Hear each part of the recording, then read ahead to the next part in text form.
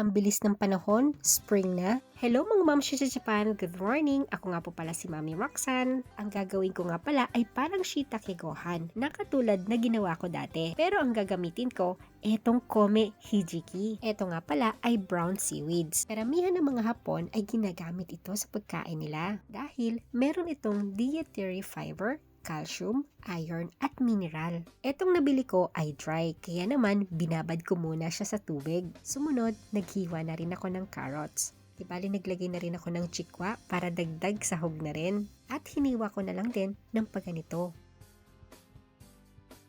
Di bale, etong bigas ay binabad ko muna pagkatapos ko hugasan. At yung tubig nito ay hindi ko ineksakto kung ilan yung kanin dahil baka maging lugaw ito. At nung okay na nga, naglagay na nga ako dito ng 1 tablespoon of dashi, 1 tablespoon of shoyu, 1 tablespoon of sake, at 1 tablespoon of mirin. At hinalo-halo ko lang ito. Nilagay ko na rin itong Kome Hijiki, kasabay na rin ng carrots at chikwa.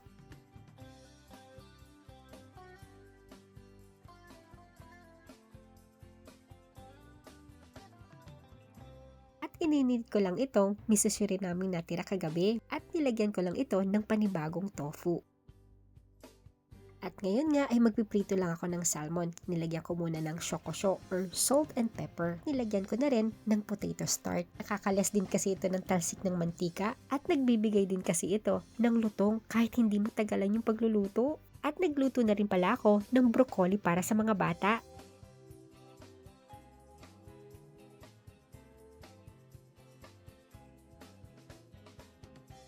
At eto na nga ang aming ulam. Tara, sandukin na natin ang ating Kome Hijiki Gohan. Haluin natin maigi para mag-mix ang lahat. Mas masarap din ito kapag sasamahan mo pa ng nori. Tara, kain po! Itadakimasu!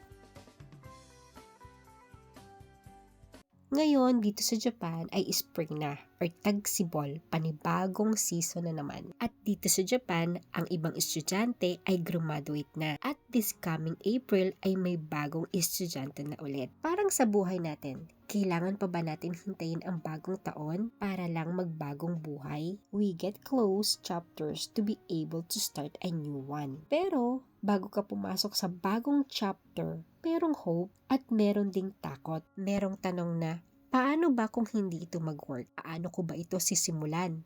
Okay lang ba? Naandun din ang feeling ng fear of unknown, fear of uncertain, fear of leaving familiar ground, fear of change, at fear of failing. Sasabihin ko sa iyo, mapababae man o lalaki, okay lang yan. It's valid. Super valid lahat ng feeling na yan. And it's a process nga lang. Ang kailangan mo lang talaga, tulungan ng iyong sarili to change your mindset and perspective. Kung lagi mong sinasabi sa iyong sarili na I can't, baguhin mo na yan.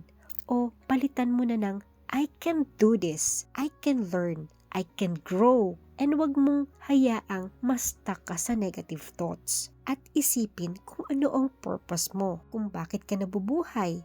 Bakit mo ginagawa ito? Para ba ito sa iyong sarili? To grow? Para ba ito sa iyong pamilya, anak, or asawa? Ikaw lang ang makakasagot niyan. Sabi nga, kung marunong kang mag-advise sa iba at marunong ka rin mag-cheer sa iba, dapat ganun ka rin sa sarili mo. Sabi nga, love yourself and be kind to yourself. Sabi nga sa nabasa ko, there is power in being kind to oneself. Huwag mong pahirapan ang iyong sarili.